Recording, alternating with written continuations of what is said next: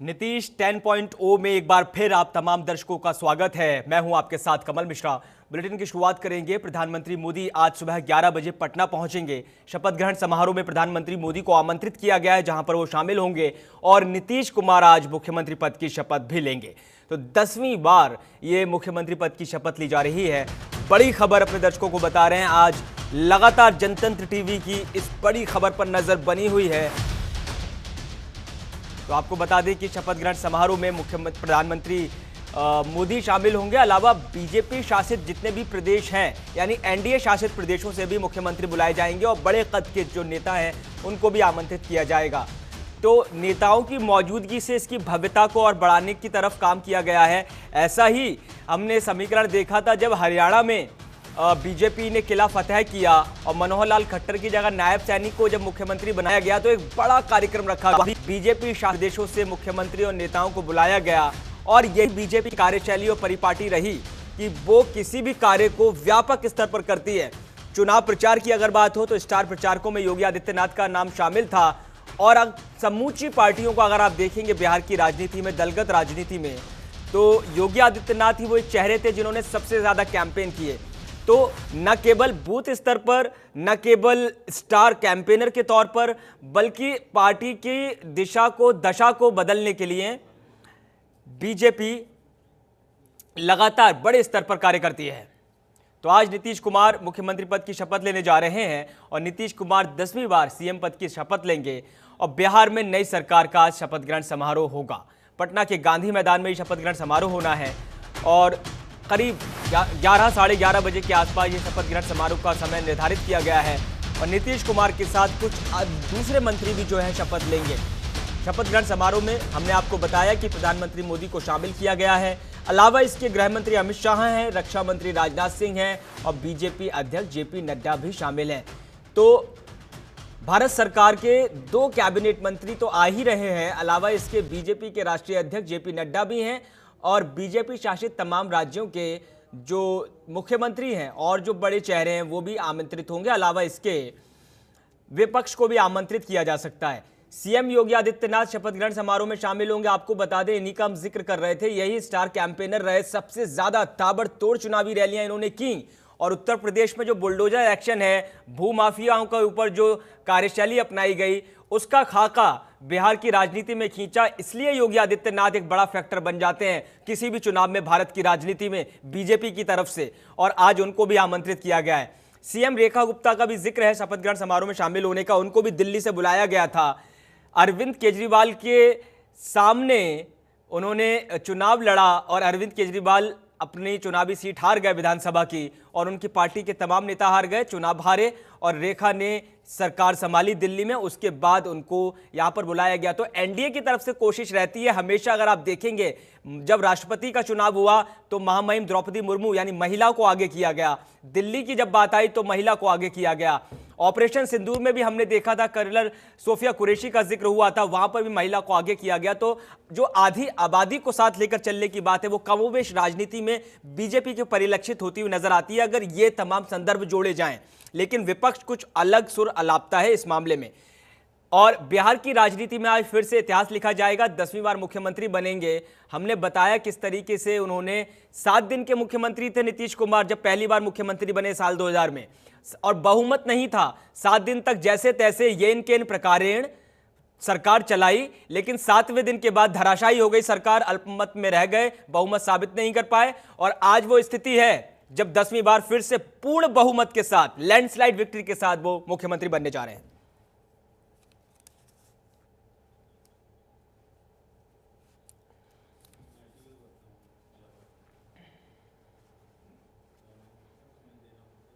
और हमारे साथ 2 खास मेहमान चर्चा में जुड़े हैं। आलोक वत्स हैं, नेता बीजेपी से हैं, और प्रोफेसर के त्रिपाठी हैं, प्रवक्ता हैं जेडीयू से। आप दोनों ही मेहमानों का स्वागत है। और सबसे पहले तो आप दोनों को बहुत बहुत बधाइयां। सरकार बन गई है और मखाने की खीर खाइए, लड्डू खाइए, बधाइयां गाइए आप दोनों के लिए। लेकिन आज से बड़ा सवाल भी शुरू होगा। दोनों ही पार्टियों के पास में आऊंगा एक एक करके, लेकिन शुरुआत आलोक वत्स जी, नेता बीजेपी। सर, सबसे पहले तो मैं ये समझना चाहूंगा कि ये करिश्मा कैसे आप करते हैं कि लैंडस्लाइड विक्ट्री हर राज्य में आपकी हो जाती है, गठबंधन की राजनीति को आप साकार रहे हैं और जेडीयू एक बड़ा दल है और जेडीयू जॉर्ज फर्नांडिस के जमाने से समता पार्टी के बाद जेडीयू ने जिस तरीके से बिहार की राजनीति में पैठ की और लालू यादव की राजनीति को किनारे करते हुए मेन स्ट्रीम में जगह बनाई, उसी के सहारे बीजेपी भी बिहार की राजनीति में आई है। तो कैसे ये करिश्मा आप कर पाते हैं, वो आपसे प्रतिक्रिया लेंगे, फिर आज के कार्यक्रम की तरफ हम बढ़ेंगे। आज जो ये लैंडस्लाइड विक्ट्री का शपथ ग्रहण समारोह हो रहा है, इसका मेन कारण है कि हमारे द्वारा किए गए अच्छे कार्यों को जनता ने सहर्ष स्वीकारा है। महिलाओं के उत्थान के लिए जितना काम नीतीश कुमार ने किया है, वो शायद भारत के किसी राज्य में किसी मुख्यमंत्री ने महिलाओं को इतना आगे नहीं बढ़ाने का काम किया। 35% रिजर्वेशन सरकारी नौकरियों में, 50% आरक्षण विभिन्न चुनावों में, और जीविका दीदी और अन्य जन कल्याणकारी कार्य जो महिलाओं के लिए किया गया है। आपने देखा कि इस चुनाव में भी महिलाओं ने 10% पुरुषों से अधिक वोट किया है। और जिस तरीके के ये लोगों के जहन में लालू यादव के रेजिम की बात थी, 35-38 साल के ऊपर के लोग सिहर गए थे कि अगर फिर से लालू यादव का राज आ गया तो वही तांडव होगा, अपहरण, रेप, पलायन, व्यापारियों का शोषण और व्यापारियों का तेजी से बिहार से पलायन हो जाएगा। इस सब बातों को याद करते हुए वहां के लोगों ने ये अभूतपूर्व विजय एनडीए सरकार को दिया है। और दूसरी बात कि 20 वर्षों के अक्षुण्ण शासन के बाद भी नीतीश कुमार पर कोई दाग नहीं है। ये अपने आप में एक राजनीतिक जीवन में आज के युग में, आज के परिदृश्य में एक बहुत बड़ा कीर्तिमान है। तो इन सारे कामों और उसके बाद नरेंद्र मोदी जी के द्वारा किए गए जन कल्याणकारियों का बिहार की जनता को 100% लाभ मिला। इससे भी वो बहुत उत्साहित रहे कि पहली बार कोई सरकार सेंटर में आई और राज्य में जिसने बिहार के उत्थान के लिए ही काम किया है। सड़कें, बिजली, शिक्षा, इस सब में अभूतपूर्व प्रगति हुई है। और आज बिहार का इंफ्रास्ट्रक्चर देश के किसी भी राज्य से कंपेयर करें तो मजबूती से खड़ा है और वहां निवेश भरपूर आ रहा है, जिससे बिहार की प्रगति आने वाले समय में इतनी होगी कि देश के किसी भी राज्य के मुकाबले हम बराबर में आके खड़े हो सकेंगे। नहीं, ठीक है आलोक जी, आज दिन बड़ा आपके लिए शुभ है, तो मैं ज्यादा राजनीतिक कटाक्ष करना नहीं चाहता, लेकिन बिहार में अगर सीडी रेशियो देखेंगे ना, जो बैंकों का जो लोन है, जो लोग पैसा डालते हैं बैंक्स में बिहार में, वो बैंक जो है पैसा दूसरे राज्यों में खर्च करता है, दूसरे बिहार के बाहर खर्च करता है। जो सीडी रेशियो है, अगर आप उसका जिक्र करेंगे, हालांकि और भी सवाल है धरातल पर। 2005 का हम अभी हमारे संवाददाता थे, उनसे जिक्र कर रहे थे कि जैसे लालू यादव की सरकार गई और 2005 में जब हैंडओवर मिला नीतीश कुमार को, तो जंगल राज की स्थिति थी, लेकिन लॉ एंड ऑर्डर पर आज भी सवाल हैं, आज भी सवाल है। मैं मानूंगा कि लालू यादव के राज में जो जंगल राज की स्थिति थी, वैसी स्थिति को कंट्रोल किया गया, जाहिर सी बात है कंट्रोल किया गया, लेकिन मतदाता के लिए यह स्थिति संतुष्ट नहीं है। इससे मतदाता संतुष्ट नहीं होता। ठीक है, आपको जीत मिली है, मैं आपकी जीत पे इस बधाई में किरकिरी नहीं करना चाहता। मैं जेडीयू नेता, हमारे पास प्रोफेसर के त्रिपाठी से जुड़े हुए प्रवक्ता है। सर, मैं आपकी तरफ आना चाहूंगा। नीतीश कुमार के बारे में चर्चा से पहले भी और कल भी मैं डिस्कशन भी कर रहा था और मैंने खूब रिसर्च की, और नीतीश कुमार को मैंने ये पाया कि राजनीति में भारत की एक बहुत बड़े कद के नेता वो हैं। 2000 में 7 दिन की सरकार थी उनकी, अल्पमत में रह गए, बहुमत साबित नहीं कर पाए, और आज 10वीं बार मुख्यमंत्री बन रहे हैं। और 2013 के बाद से आप देखेंगे, कभी एनडीए में रहे, कभी महागठबंधन बनाते हैं कांग्रेस आरजेडी के साथ मिलकर के। तो वो जो चुनावी मौसम वैज्ञानिक जब रामविलास पासवान जी को कहा जाता था, कमोबेश वही समीकरण उन्होंने भी साधी। तो लगभग एक लंबा राजनीतिक करियर, 1987 में जब वो युवा जनता दल के बिहार इकाई के अध्यक्ष थे, वहां से लेकर के आज 10वीं बार वो मुख्यमंत्री बन रहे हैं। बिहार की राजनीति के एक बहुत बड़े नेता हैं। मैं आपसे समझना चाहूंगा, आपकी नजर में, जेडीयू प्रवक्ता की नजर में, कौन कौन सी वो स्कीम्स हैं जिसके दम पर आज नीतीश कुमार लगातार बिहार की राजनीति में प्रासंगिक बने हुए हैं। हालांकि एंटी इनकम्बेंसी और मानसिक और शारीरिक स्वास्थ्य का लेकर के उनके ऊपर तीखे हमले जरूर किए गए। के त्रिपाठी जी, देखिए कमल जी, भारतीय राजनीति में अगर कोई समय चेहरा है, बेदाग चेहरा जिसे कहते हैं, तो माननीय नीतीश कुमार हैं।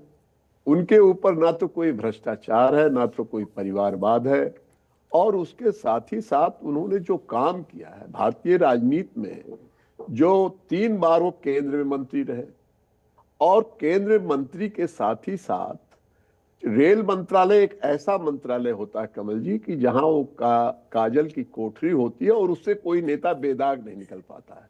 माननीय नीतीश कुमार उससे भी बेदाग निकले, उद्योग मंत्री रहे उससे भी बेदाग निकले, कृषि मंत्री रहे उससे भी बेदाग निकले। हाँ, लेकिन बिहार की चिंता हम सबको थी। जब समता पार्टी का गठन बिहार में हो रहा था, उस समय हम भी फाउंडर उसके मेंबर रहे हैं। माननीय जॉर्ज फर्नांडिस ने बिहार के जंगल राज को देखकर, और वहां से वो हमेशा मुजफ्फरपुर से और बाढ़ से हमेशा होते थे, सांसद होते थे, 9 बार सांसद थे, तो उनको एक चिंता हुई कि बिहार की जनता के साथ बहुत घोर अन्याय हो रहा है। हम लोगों ने इसके प्रयास करना शुरू किया, और प्रयास उसी स्कूल्स के प्रोडक्ट हैं। जेपी आंदोलन से निकले हुए माननीय नीतीश कुमार जी हैं। नीतीश कुमार ने जमीन पे सोचा, या जब भी हमारी राष्ट्रीय कार्यकारिणी होती थी दिल्ली में, तो उसमें एक चर्चा होता था कि बिहार को कैसे मुक्त कराया जाए। और ये लगभग 2090 से बिहार जल रहा था, लेकिन किसी को चिंता पूरे देश में नहीं थी। तो जॉर्ज फर्नांडिस ने कहा कि भाई इससे मुक्ति दिलाने का एक ही रास्ता है कि माननीय नीतीश कुमार को आगे किया जाए। और नीतीश कुमार के नेतृत्व में हम लोगों ने बिहार में आंदोलन चलाने का काम किया, और चारा घोटाले को लेकर के हम सड़क से लेकर के और वहां के क्या कहते हैं न्यायालय तक गए, और संसद तक उस मुद्दे को उठाया। और उठाने का यह मतलब हुआ कि उस चारा घोटाले में लालू प्रसाद जी को जेल जाना पड़ा। तो ये एक बहुत बड़ा मुद्दा वहां का था, और वहां तो दिन दहाड़े लूट लिया जाता था। जो भी आता था उसको उसके जैसे जा रहा है उसकी गाड़ी छीन ली जाती थी। उसको वहां कोई बिहार में जाना नहीं पसंद करता था, आना जाना बंद हो गया, रोज हत्याएं हो रही थी। और एक सबसे बड़ा भागलपुर के दंगा जो हुआ, वो इतिहास का एक बहुत बड़ा दाग है। उस दाग को छुड़ाने के लिए माननीय नीतीश कुमार जब आए, तो उन्होंने पहला काम किया कि उसमें बैठा के आयोग बैठा करके उसकी जांच कराई, और जितने भी उसके कल्प्रिट थे उनको सबको जेल डालने का काम किया। और उसके साथ साथ जो लोग जिनके परिवारों के लोग मारे गए थे उनको उन्होंने क्या दिया, उनके पेंशन बांध। तो ये एक बहुत बड़ा माइलस्टोन था बिहार की राजनीति में, उससे एक बड़ा संदेश गया। और उसके साथ साथ आपने कहा कि 2005 के बाद जैसे ही वो दोबारा सत्ता में हम लोग आए समता पार्टी के साथ, तो हमारा गठबंधन जो उस भाजपा के साथ हुआ, वो माननीय जॉर्ज फर्नांडिस जी उसके संयोजक बने, और देश में एक बदलाव का आया।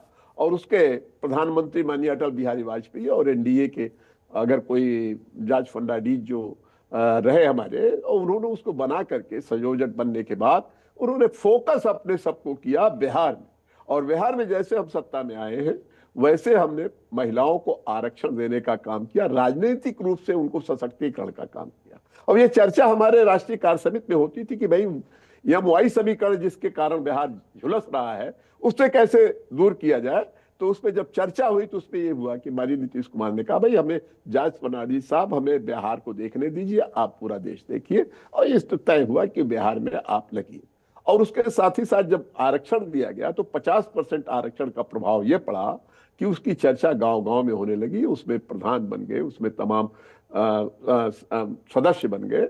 उससे उनका एक सशक्तिकरण हुआ और एक मैसेज गया।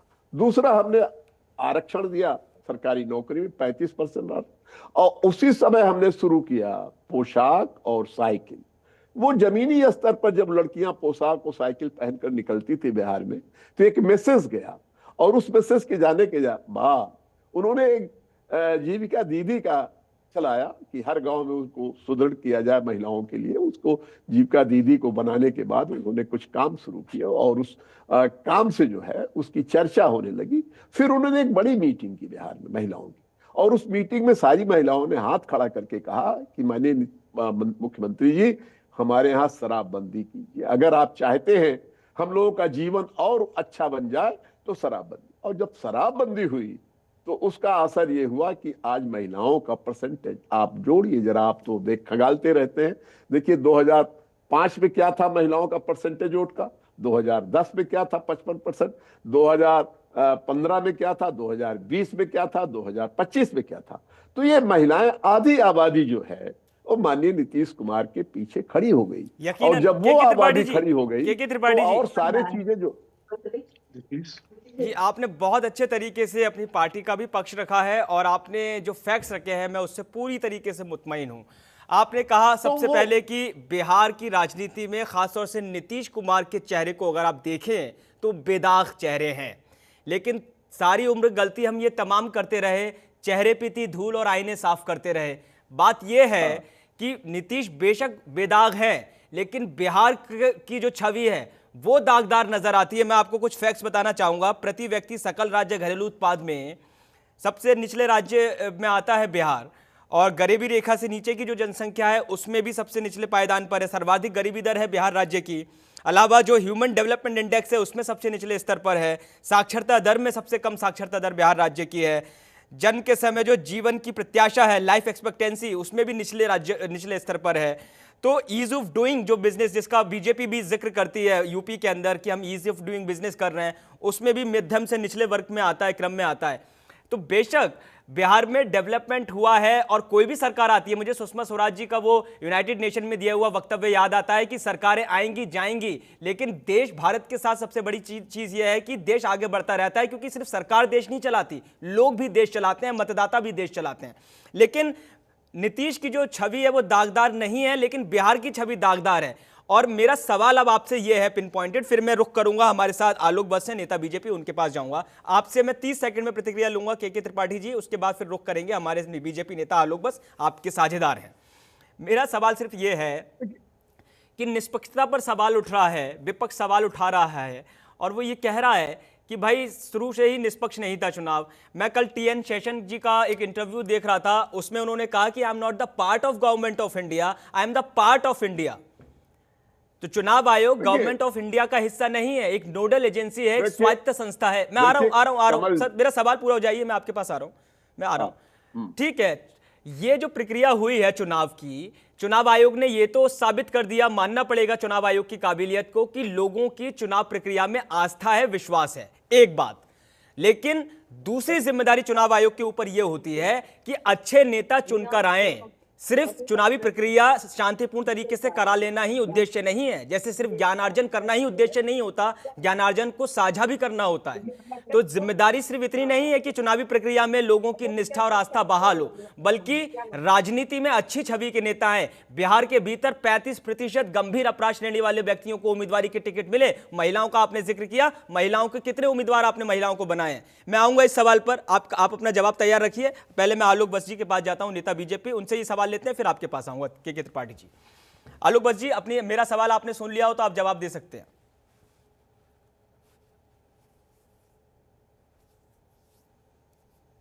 आलोक जी, आपको आवाज आ रही है मेरी? आपने जो आंकड़े पेश किए हैं बिहार के संदर्भ में जी, उससे मैं सहमत हूं। अभी बिहार को अब अंगड़ाई लेना है। एक तरीके से बिहार गर्त में चला गया था और उसको उठाने की कवायद में बहुत मशक्कत करनी पड़ी, लेकिन अब वो समय आ गया है जब रनवे तैयार है, अब सिर्फ प्लेन लैंड कराना बाकी रह गया है। इंफ्रास्ट्रक्चर बिहार में मजबूती से, चाहे रोड हो, चाहे बिजली हो, या वहां की जो व्यवस्था है वो सुदृढ़ हुई है, और अब इसके ऊपर इन्वेस्टमेंट बड़े बड़े आने चालू हो गए हैं, जिससे अब बिहार की प्रगति, जब तक औद्योगिक यूनिट्स नहीं स्थापित होते तब तक मात्र कृषि से बिहार को ऊपर उठाना मुश्किल था। लेकिन अब ये सारी बातें कंट्रोल में आ गई हैं।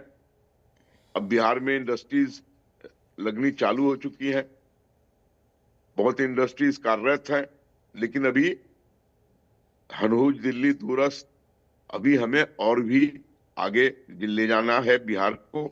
उसके लिए अब ये दौर बहुत ही परिश्रम वाला होगा, कठिन होगा, लेकिन मुझे विश्वास है कि जितनी बहुमत से सरकार आई है वो इस चीज को आसानी से प्राप्त कर लेगी और बिहार औद्योगिक पैमाने पर भी प्रगति तेजी से करेगा। जो लोग पलायन करके दूसरे शहरों को आबाद कर रहे हैं, उसमें से अधिकांश बिहार में अगर उनको वैसी व्यवस्था मिली तो अवश्य लौटने की कवायद करेंगे और बिहार आगे की तरफ मुखातिब होगा। देश के अन्य राज्यों के तुलना में उसकी भी प्रगति निर्बाध होगी, ये पूरा विश्वास है वहां की जनता को। ठीक है, ठीक है। महिलाओं का, आलोक जी, मैं अमूमन महिलाओं आजकल का अब आलोक जी, आजकल मैं जब चर्चा में शामिल होता हूं तमाम मेहमानों के साथ, हमारे काफ़ी मेहमान हैं, बीजेपी से हैं, जेडीयू से हैं, कांग्रेस से हैं, जिनसे हम लोग बातचीत करते हैं आप ही की तरह। मेरा एक ही सवाल रहता है आजकल, सवाल ये है कि अब एनडीए की सरकार है, जिम्मेदारी भी आपके ऊपर है, आपको ही बिहार को आगे ले जाना है। मैं बस ये सवाल मैं यही सवाल पूछता हूं कि जो आपकी तरफ से वादे किए गए, पहले तो ये दिखता है कि सीता धाम बनने की बात होती है, पिनौरा धाम की, कुछ मुद्दों पर बीजेपी और जेडीयू ने सांठगांठ कर ली कि जेडीयू अपने अपने मुद्दे रखे और बीजेपी अपने अपने मुद्दे रखे। मैं उन मुद्दों पर नहीं जाना चाहता कि कैसे आपने ये कैटेगराइजेशन किया, लेकिन बस मैं 10 सेकंड में आपका जवाब लूंगा, फिर मैं के त्रिपाठी जी का रुख करूंगा। मैं ये जानना चाहता हूं कि आपकी तरफ से जो वादे किए गए हैं, क्या आप उसको तय समय के भीतर लागू करवा पाएंगे? और अगर वो तय समय में नहीं होते हैं तो क्या आप उसको कानूनी दायरे में लाएंगे? मेरा बस ये पिन पॉइंटेड सवाल है। और ये सवाल इसलिए मैं पूछ रहा हूं क्योंकि चुनावी वादे तो होते हैं, लोग कहते हैं कि लहर आई और उम्मीदवार मंत्री बन गए, जनता ठगी की ठगी रह गई। आलोक जी, 10 सेकंड में आपकी प्रतिक्रिया, फिर के त्रिपाठी जी के पास। देखिए, कानूनी दायरे से आपका क्या अभिप्राय है, मैं समझ नहीं सका। मैं ये कहना चाहता हूं आलोक जी, मैं ये कहना चाहता हूं जैसे कि सरकारी नौकरियों का वादा किया गया है, औद्योगिकरण का, इंडस्ट्रियलाइजेशन का वादा किया गया है, फूड प्रोसेसिंग का वादा किया गया है। इसके लिए तो ह्यूमन रिसोर्स चाहिए और ट्रेनिंग चाहिए। लगभग 1.5 से 3 करोड़ के लोग जो है बिहार के बाहर काम करते हैं और वो ऐसे क्षेत्र में काम करते हैं जो टर्शरी सेक्टर में आता है, प्राइमरी और सेकेंडरी सेक्टर में नहीं आता। मतलब रेडी पटरी वाले मजदूर, ठेला वाले लोग हैं जो बिहार के बाहर जाकर काम कर रहे हैं। अगर आप उनको बिहार में लाएंगे और आप आईटी इंडस्ट्री सेटअप करेंगे, नॉलेज पार्क बनवाएंगे, तो कम से कम उनको ट्रेनिंग तो मुहैया कराएंगे ना भैया। बिना ट्रेनिंग के कैसे वो मशीनों के ऊपर अपने आप को हैंड्स ऑन कर पाएगा? उसके लिए समय लगेगा। ये सॉफ्ट स्किल्स हैं, सॉफ्ट स्किल्स को डेवलप करने के लिए थोड़ा समय तो लगता ही है ना आलोक जी। देखिए, मैं आपकी इस बात से सहमत नहीं हूं कि बिहार के बाहर जो लोग जाते हैं वो सिर्फ रेहड़ी पटरी पर दुकानें लगाकर मैं सबके बारे में बात नहीं कह रहा हूं, मैं सबके बारे में मैं मुख्यतः ये बात कह रहा हूं कि सर्वाधिक जो संख्या है, हालांकि प्रशांत किशोर ने, जो कि जेडीयू, जो जनसुराज के संस्थापक हैं, आलोक जी बस अपनी 10 सेकंड में मैं बात पूरी कर रहा हूं, फिर आप अपनी बात रखिए। जनसुराज के संस्थापक ने यह बात कही कि यह बात सच है, बिहार की पृष्ठभूमि से बहुत सारे आईएएस आईपीएस ऑफिसर्स निकले हैं, ब्यूरोक्रेसी में बिहार का बहुत दमदमा है। पत्रकारिता के क्षेत्र में हम देखते हैं बिहार से बहुत बड़े बड़े पत्रकार निकले, हर क्षेत्र में बिहार से निकलते हैं। लेकिन अगर आप उनकी पृष्ठभूमि देखेंगे तो वो बिहार से मूलतः हैं, लेकिन उनकी पढ़ाई लिखाई, रहना खाना पीना सब बिहार के बाहर हुआ है। और ये फैक्ट शीट मैं आपको उपलब्ध करा सकता हूं, अगर आप मुझे समय देंगे, इजाजत देंगे तो मैं करवा भी दूंगा। देखिए, मैं आपकी बात से सहमत हूं, लेकिन ऐसा नहीं है। उनकी प्रारंभिक शिक्षा, जितने भी ऐसे लोग हैं, उनकी प्रारंभिक शिक्षा बिहार में हुई है। फॉर हायर स्टडीज ये सही है कि they have gone outside Bihar ji, लेकिन जो ये आप बात कह रहे हैं कि रेहड़ी पटरी तक सीमित है वहां का पलायन किए हुए मजदूर और अन्य लोग, ये नहीं सही है। आज हिंदुस्तान के किसी भी इंडस्ट्री में, चाहे वो कंस्ट्रक्शन इंडस्ट्री हो, चाहे वो प्रोडक्शन इंडस्ट्री हो, चाहे वो फूड प्रोसेसिंग इंडस्ट्री हो, चाहे वो कपड़ा उद्योग हो, बिहार का लेबर बहुतायत में पाया जाता है। आप नोएडा का एग्जांपल ले लीजिए, यहां जितने भी औद्योगिक यूनिट रन कर रहे हैं उसमें 50% से ऊपर बिहार के लोग हैं जो विभिन्न स्किल्स पर काम कर रहे हैं और वर्षों से काम कर रहे हैं। हाँ, कुछ लोगों को ट्रेनिंग की जरूरत होगी, ये मैं नहीं मानता कि बिल्कुल सारे ट्रेंड लोग आ जाएंगे, कुछ लोगों को बेसिक ट्रेनिंग की जरूरत होगी तो वो हम करेंगे। और रही बात, आपने पुनौरा धाम का जिक्र किया है, तो वहां 50 एकड़ भूमि का अधिग्रहण कर लिया गया है, मैप वगैरह तैयार है और वहां पर काम शुरू हो चुका है। निर्माण में कोई बाधा नहीं है किसी तरीके की। जिस तरीके की बाधाएं जमीन अधिग्रहण में अयोध्या में आई थी, मैं वाला हूं और मैं पूरी तरीके से वाकिफ हूं। मैं पुनौरा धाम का ही रहने वाला हूं। मैं बिल्कुल, और ये तो खुशी की बात है, ये तो खुशी की बात है कि फिर उत्तर प्रदेश और बिहार का आपस में बहुत ज्ञान भी होगा और ये हमारे लिए भी खुशी की बात होगी और हम भी आएंगे और पुनौरा धाम का दर्शन करेंगे। ब्रेक के बाद मैं आऊंगा और जो सरकार बनने जा रही है, नई विधानसभा है और विधानसभा अध्यक्ष पद की दावेदारी किसके। ब्रेक पर जाने से पहले हम आलोक वत्स, नेता बीजेपी, और प्रोफेसर के त्रिपाठी, प्रवक्ता जेडीयू, दोनों से चर्चा कर रहे थे बिहार की राजनीति में नीतीश का कद कैसा है, नीतीश की जो राजनीतिक सफर है वो कैसा रहा, बीजेपी करिश्मा कैसे कर जाती है और लैंडस्लाइड विक्ट्री मिलती है। इन तमाम सवालों पर, आधारभूत सवालों पर हमने चर्चा की और दोनों ही मेहमानों ने मुक्त कंठ से अपनी अपनी बातें रखी हैं। अब हम जिक्र करेंगे जो आज का कार्यक्रम है शपथ ग्रहण का। अभी बड़ी खबर यह आ रही है कि प्रेम कुमार जी को विधानसभा का अध्यक्ष बनाया जाएगा बीजेपी कोटे से। हालांकि मैं आप लोगों से, अभी आपके पास अपडेट हो तो आप पुष्टि भी कीजिएगा, लेकिन मेरा सवाल यही है कि विधानसभा अध्यक्ष का जो पद है ये कस्टोडियन है सरकार के सदन के भीतर और 5 साल इन्हीं की जो पैनी नजर है उसके भीतर ही सरकार के जो कामकाज होते हैं वो जाएंगे। और सरकार का मतलब मेरा पक्ष भी है और विपक्ष, दोनों ही हिस्से हैं। के त्रिपाठी जी, मैं आपसे रुख लेना चाहूंगा। विपक्ष लगातार ये कह रहा है कि हम क्रांतिकारी तौर पर सदन में जाएंगे और जो जनता के मुद्दे हैं, SIR के मुद्दे, वोट चोरी के मुद्दे, पलायन के मुद्दे, उस पर आक्रामकता के साथ हम जो है सदन के भीतर सरकार को घेरने का काम करेंगे। मेरा सवाल आपसे यह है, मुख्यमंत्री आपके कोटे से हैं, क्या चुनौतियां हैं नई सरकार की, अगर आप सिलसिलेवार तरीके से समझा पाए। के जी देखिए कमल जी, ये जो सबसे बड़ा सवाल जो चल रहा है इस मुल्क में, एक नैरेटिव जो पेश किया जा रहा है जी, जनता को, मतदाता को भरमाने के लिए, देश को गुमराह करने के लिए, ये हरियाणा के चुनाव, और अभी आपने उसी पर सवाल मुझसे पहले पूछा था, हरियाणा का चुनाव और महाराष्ट्र के चुनाव। उसके बाद जब ये लगा चुनाव आयुक्त को कि कहीं न कहीं हमारे ऊपर प्रश्न चिन्ह लग रहा है, तो उन्होंने SIR का काम बिहार में शुरू किया। और जब SIR का काम शुरू किया तो एक नैरेटिव बनाने का काम कांग्रेस के माननीय राहुल गांधी ने किया। बिहार में जाकर के करीब 15 दिन तक SIR मुद्दे को लेकर के वोट चोर गद्दी छोड़ का जो नारा दिया, लेकिन वो नारा सिर्फ कांग्रेस का था, RJD का था। वो धरातल पे जो जनता का उस पे विश्वास होना चाहिए, जनता को जो समर्थन होना चाहिए, कमल जी, दूर दूर तक नहीं था। और आपने देखा कि कितना साफ सुथरा होकर के रिजल्ट आया। इतने मतदाता, 7 करोड़ से ज्यादा मतदाता, 5 करोड़ के ज्यादा मतदाता, और RJD के लोग भी कहते हैं कि हमको मत तो 1 करोड़ 80 लाख मिल गया। तो बताइए कहां चोरी हो गई भाई। तो एक तो सवाल ये खारिज करता है। और दूसरा सवाल मैं कहता हूं कि जहां तक आयुक्त के, कभी कभी आप, कल भी मैं देखा कई चैनलों पे चल रहा है कि आयुक्त का जो चुनाव होता है, इसके पहले तो कांग्रेस आयुक्त के चुनाव को तो किसी से पूछती भी नहीं थी। प्रधानमंत्री सिर्फ 3 नाम जाता था, वो टिक कर देता था होम डिपार्टमेंट से। और आपने देखा होगा कि जितने भी आयुक्त उस दौर के थे, 5 दशक जो राज किया है, उसमें सबसे ज्यादा गवर्नर बनाए गए, सबसे ज्यादा मंत्री बनाए गए और सबसे ज्यादा लोगों को तत्काल रूप से बहुत कुछ सेवाएं दी गई। तो ऐसा जो आईना जो जिसके घर खुद शीशे के होते हो, दूसरे के घर पे पत्थर नहीं फेंकना चाहिए। के त्रिपाठी जी, माफ कीजिएगा आपको रोक रहा हूं, लेकिन इस वक्त बड़ी खबर आ रही है। जनतंत्र टीवी अपने दर्शकों को बड़ी खबर दिखा रहा है नीतीश सरकार के शपथ ग्रहण को लेकर। यह बड़ी खबर, इस वक्त बड़ा अपडेट आया है नीतीश सरकार को लेकर। बीजेपी से 14 नए चेहरे शपथ लेंगे और लगातार यही अटकलें थी कि मंत्री परिषद का आकार क्या होगा। मंगल पांडे, नितिन नबीन, सुरेंद्र मेहता, ये 3 हैं वो जो बीजेपी से मंत्री पद की शपथ लेंगे। और जो सूत्र बता रहे हैं वो ये कि बीजेपी से 2 महिलाओं को भी मंत्रालय दिया जाएगा। श्रेयसी सिंह और रमा निषाद मंत्री बनेंगी, यानी मल्लाह समाज से भी एक मंत्री बनाया गया है।